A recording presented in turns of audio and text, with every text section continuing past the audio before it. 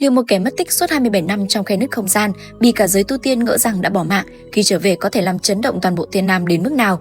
Khi nhóm người Ngụy Vô Nhai và Trình Thiên Khôn nhìn thấy Hàn Lập và Cổ Ma cùng nhau bị hút vào khe nứt không gian, khoảnh khắc đó, Lạc Vân Tông đã phải đón nhận 27 năm đen tối nhất trong lịch sử. Rất may là Hàn Lập không chỉ bình an trở lại mà còn mang theo một bí mật đủ sức đảo lộn hoàn toàn vị thế của Lạc Vân Tông và dãy Vân Mộng Sơn. Vậy màn tái xuất chấn động này rốt cuộc đã diễn ra như thế nào? Ngay bây giờ hãy cùng kênh YouTube Review 5 phút Pro tìm hiểu nhé! Trong khoảng thời gian Hàn Lập và Cổ Ma cùng nhau bị hút vào khe nứt không gian, chỉ cần Lữ Lạc nhìn thấy các lão quái nguyên anh khác, góc độ khom lưng kính cẩn còn sâu hơn trước, cúi gập người 90 độ là lễ nghi cơ bản, trong lòng cay đắng thế nào chỉ có ông tự biết.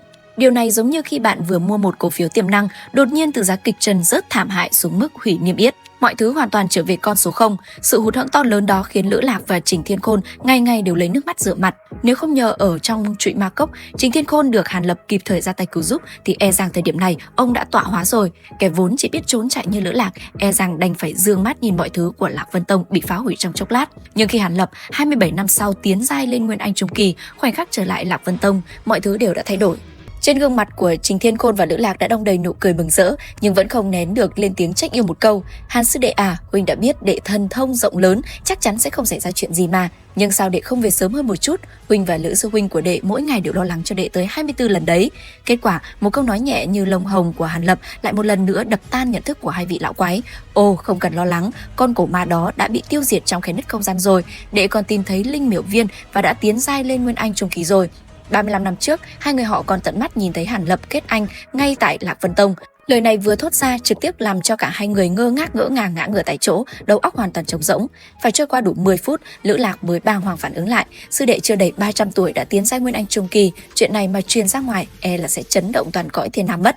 Đừng nói là Nguyên Anh hậu kỳ, dẫu cho là hóa thần kỳ cũng vô cùng có khả năng đạt tới. Hàn Lập mỉm cười nhẹ, tỏ ý tất cả chỉ là may mắn, không đáng để nhắc tới. Sau đó hắn liền hóa thành một đạo tàn ảnh bay thẳng về phía băng huyệt nơi Nam Cung Uyển đang nằm, để lại Trình Thiên Khôn và Lữ Lạc đứng ngơ ngơ ngác ngác. Chuyện ma cốc năm đó, Trình Thiên Khôn vốn đã tận mắt chứng kiến thủ đoạn phi thường của Hàn Lập, nhưng khi đó hắn mới ở Nguyên Anh sơ kỳ, thậm chí còn chưa đạt tới Nguyên Anh sơ kỳ đỉnh phong mà đã có thể giao tranh ngang ngửa với Cổ Ma. Hiện tại sư đệ đã bước vào Nguyên Anh trung kỳ, e rằng Lạc Vân Tông chúng ta lần này muốn không trỗi dậy vươn lên cũng khó. Sau đó Trình Thiên Khôn gật đầu nhìn Lữ Lạc rồi nói: "Lạc Vân Tông chúng ta kể từ ngày hôm nay không thèm ngụy trang nữa, ngửa bài hoàn toàn, bắt đầu dốc toàn lực mở rộng quy mô, bước đầu tiên chiếm trọn toàn bộ dãy Vân Mộng Sơn." Ở một diễn biến khác, Hàn Lập đã đi tới mật thất. 27 năm trôi qua, Nam Cung Uyển vẫn mang hình dáng của một bé gái chìm trong giấc ngủ bên trong vách băng. Hàn Lập vội vàng lấy ra viên nội đan của Hỏa Thiềm Thú thu được ở trong trụy ma cốc năm xưa, đưa nhẹ vào trong miệng Nam Cung Uyển. Chỉ thấy Nam Cung Uyển vốn dĩ có sắc mặt tái nhợt, trong chớp mắt đã nhuận hồng tươi tắn hơn không ít, xem ra đã bắt đầu có chút hiệu quả. Còn việc có thể hóa giải hoàn toàn phong hồn chú hay không vẫn cần phải chờ đợi thêm khoảng 10 ngày nửa tháng mới biết. Sau đó Hàn Lập trở về động phủ của chính mình, lập tức nhìn thấy Mộ Phái Linh với gương mặt tràn ngập niềm vui, không khó để hình dung suốt 27 năm qua khi Hàn Lập bặt vô âm tín, sinh tử không rõ, thân phận cảnh ngộ của nàng chắc chắn cũng chẳng dễ dàng gì. Nay hắn không những bình an trở về mà còn đột phá lên Nguyên Anh trung kỳ, địa vị của Mộ Phái Linh một lần nữa lại được nâng cao. Đương nhiên, vui mừng tới mức suýt nữa nhảy cẫng lên. Trong 27 năm qua, nữ tử này tuy tư chất bình thường nhưng cũng không ngừng nỗ lực tu luyện, lúc này đã đạt tới trúc cơ hậu kỳ đỉnh phong. Khoảng cách đến kết đan chỉ còn cách một bước ngắn, trông thấy đã gần đến thời gian giao ước giữa hai người, Hàn Lập cũng không nói chuyện rông dài, trực tiếp thẳng thắn với nàng. Ban đầu vì không muốn ảnh hưởng tới việc tu luyện của Mộ Phái Linh, Hàn Lập đã hứa trong vòng 30 năm sẽ không lấy đi nguyên âm của nàng. Nay thời hạn còn chưa đầy 3 năm, Điên Phượng bồi nguyên công của Hàn Lập dĩ nhiên đã tới lúc phát huy công dụng. Ở trong trụy ma cốc, hắn đã nhiều lần trải qua cảnh ngàn cân treo sợi tóc mới tiến giai lên được Nguyên Anh trung kỳ, đủ hiểu việc đột phá Nguyên Anh hậu kỳ gian nan đến mức độ nào, phải cần có cơ duyên to lớn đến đâu mới có thể khai phá. Hiện tại đã có phương pháp này giúp dễ dàng vượt qua bình cảnh, Hàn Lập dĩ nhiên tuyệt đối không bỏ qua. Mà khi Mộ Phái Linh vừa nghe thấy 4 chữ Điên Phượng bồi nguyên công, trong lòng cũng giật thót một cái, vị lão quái này rốt cuộc vẫn bộc lộ ý đồ thực sự rồi. Quả nhiên đám lão quái Nguyên Anh không có một ai là đơn giản cả. Nhưng khi nàng nghe nốt những lời tiếp theo của Hàn Lập, nàng đã hoàn toàn thay đổi suy nghĩ. Hàn Lập bày tỏ nếu nàng không tự nguyện thì cũng không sao cả, khi thời hạn 30 năm kết thúc, hắn sẽ lập tức trả tự do cho nàng, hoàn toàn giải trừ cấm chế thần thức trên người nàng. Từ đó về sau hai người đường ai nấy đi, không ai liên quan đến ai. Giao ước cả đời làm thiếp ban đầu nay biến thành vỏn vẹn trong 30 năm. Hơn nữa trong quãng thời gian này, Hàn Lập không chỉ ban tặng cho nàng vô số lợi ích tu luyện, mà còn ngoài những lúc ôm eo ra, hắn không hề có bất kỳ tư tưởng hay hành vi quá trớn nào. Tuy nhiên, nếu nàng đồng ý tu luyện Điên Phượng Bồi Nguyên Công, Hàn Lập sẽ vô điều kiện trợ giúp nàng kết đan thành công. Cùng với chặng đường tu luyện về sau, việc tiến giai Nguyên Anh kỳ cũng tuyệt đối không phải không có khả năng. Sau một hồi gặng hỏi tỉ mỉ, nàng còn biết thêm rằng Điên Phượng Bồi Nguyên Công này lại hoàn toàn không hề có tác dụng phụ nào. Có điều rốt cuộc nó vẫn là môn công pháp phụ trợ, khi thực chiến đấu pháp với người khác sẽ hơi gặp bất lợi đôi chút. Điểm này lại càng khiến Mộ Phái Linh củng cố quyết tâm trong lòng. Đã ở bên Hàn Lập rồi thì cần gì phải đi đấu pháp với người ta làm gì. Cửu Châu này ai dám đấu pháp với ngài ấy chứ. Lão Hàn nhà mình, ngay cả ba đại tu sĩ Thiên Nam khi gặp mặt cũng đều phải kính cẩn khách khí cơ mà. Đăm chiêu suy nghĩ một hồi, Mộ Phái Linh ửng đỏ hai gò má, cuối cùng lấy hết dũng khí lên tiếng nói: đa tạ đại ân đại đức của công tử, cả đời này của Phái Linh xin nguyện phó thác hoàn toàn cho công tử.